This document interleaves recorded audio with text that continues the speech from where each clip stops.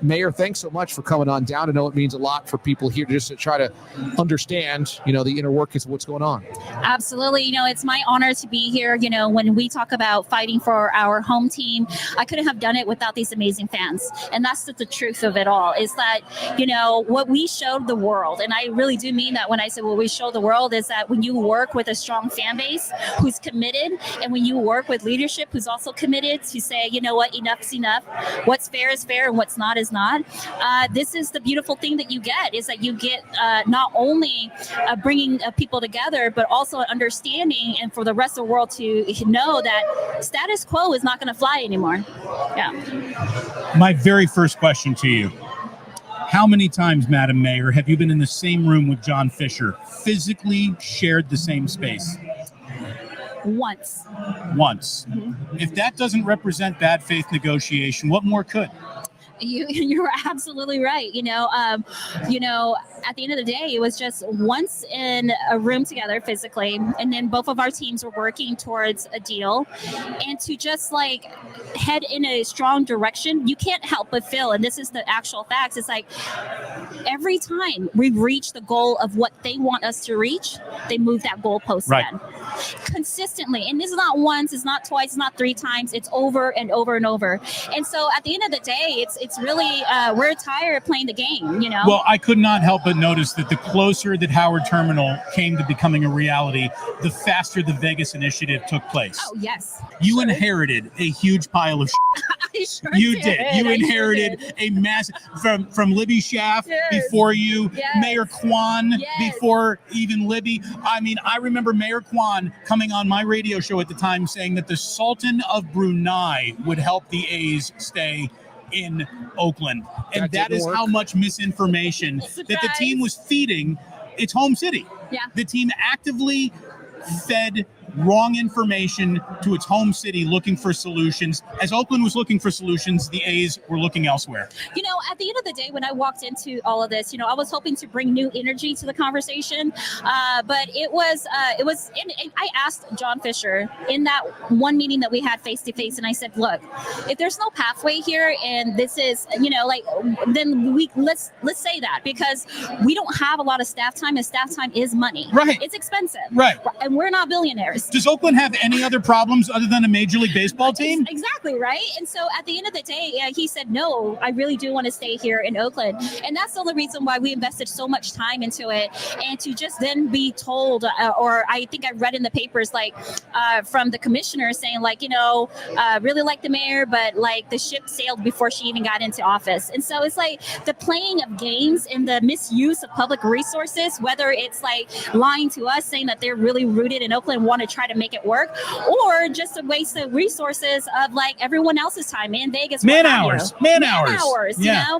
And then the fans, an emotional roller coaster. It's emotional abuse.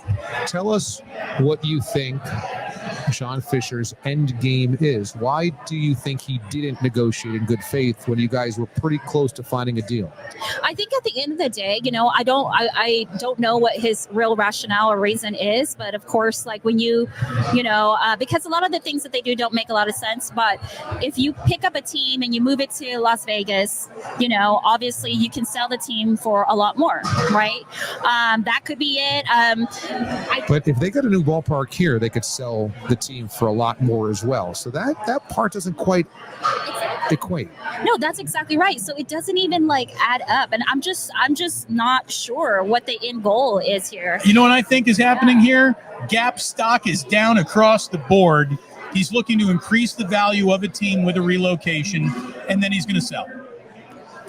The amount of billionaire that he could become right now by selling right now to a group that would keep the team in Oakland doesn't sound nearly as impressive to him as the amount of billionaire he could be further down the road. At the end of the day, I think that it'll be great for everyone if he just sold the team. Yes. To somebody who actually loves baseball. Because when you love baseball, you understand what it means to the fans. You know what I mean? Even if you don't even have that lived life experience of being a part of a working family, you can understand that fans are attached to the team as if it's their family member. Absolutely. These are historical, memories that they've had with their generational, right? They want to create the same memories with with their kids. I just hope that at the end of all of this, that there's some resolution in regards to making sure that owners of these teams, that they really do care about the sport that they're trying to be a part of. Honestly, how close to Howard Terminal being greenlit, shovels going in the ground, did you get on your end? Oh my gosh, we were so close. I mean, I'm talking about like signatures. Like we agreed to this and we can move forward on like the smaller details, right? And it was that night. And I think that I was told that night by my negotiators, I was at an event and they said, hey, our last conversation went really well. So I think it's tomorrow. Got in my car, 6 p.m. and I got a phone call from Dave Cavill saying like, hey, we're going to actually turn our full attention to Las Vegas. Sorry. And I'm like, you know, like. So I feel like we're friends now. Yes, we are. To be a politician, yeah. You have to deal with a certain amount of bullshit, which I'm guessing gives you an incredible bullshit detector. How much did your bullshit detector blink red whenever you talk to Dave Cavill? That's you just answered the question. Good answer. You just answered the question. Thank you. What happens next? Because these people don't just fade into oblivion. They still live in Oakland and they don't have a baseball team. They don't have a football team, and their basketball team went across to San Francisco. So what do you tell them? This is an example of what folks are saying around like, oh, well, the city of Oakland is not, you can't get anything done. And this is me showing them bullshit, right? Because what happened was this was a conversation in response to Dave Cavill and John Fisher moving our team to Las Vegas. And so I met with these two community members who were like, we can't let this happen. Let's create our own team. We worked together for, about 6 months. And then within 6 months of breaking ground, we have a whole new stadium in Raimondi Park. Raimondi Park used to be like a huge encampment prior to my mayoral, me taking on the mayoral seat. And so when I came in, I tore it down and gave everybody housing, that wanted it.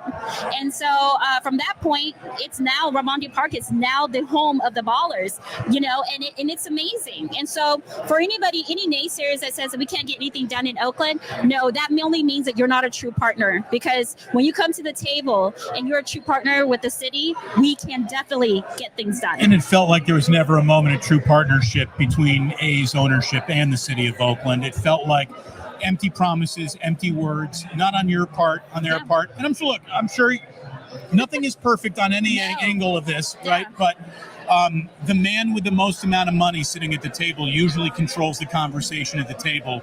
And it just felt like seating control is all the Fishers have ever done. To stay in Oakland, not only did they need the new ballpark, they needed a glass Abu Dhabi around the ballpark.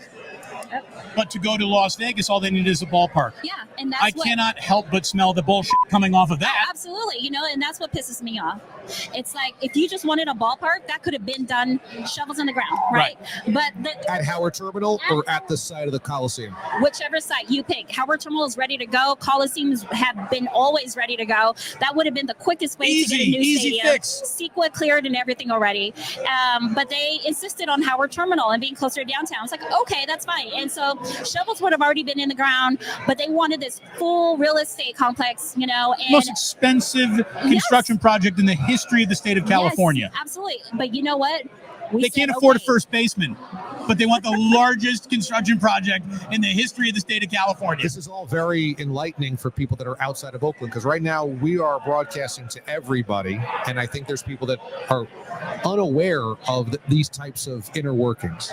Again, it's more than just baseball. It's more than just making people money. This is about culture. This is about family, and so we got to really change the narrative on this. And I'm just really happy that you two are here speaking up and continuing to speak up in regards to what more we can do as the fan base, right? Because again, we are stronger together, and so long as we stick together and we move forward in a certain fashion, I can see so many other fans from different states really coming to support and also be a part of this. Mayor Sheng Thao. Silence is deafening, Madam Mayor. Nice enough to join us down here. Well, this was really special for us to meet you personally.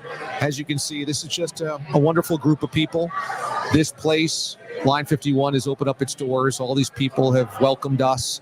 great people to potentially support and have them support you. So I appreciate you coming down to support them as well.